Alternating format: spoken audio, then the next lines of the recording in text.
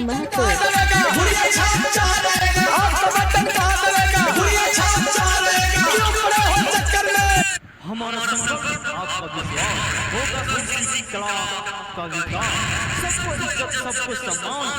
ओ तुमानी रवा से सिर नवा के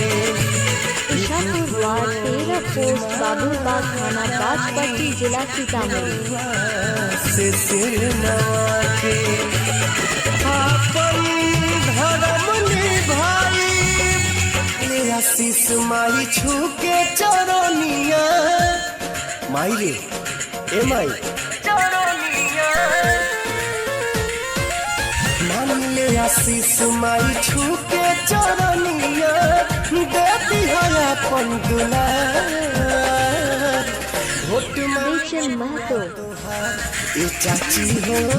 वोट मांगे बबुआ तोहार वोट मांगे बबुआ तोहार ए चाची हो ईशापुर वार्ड 13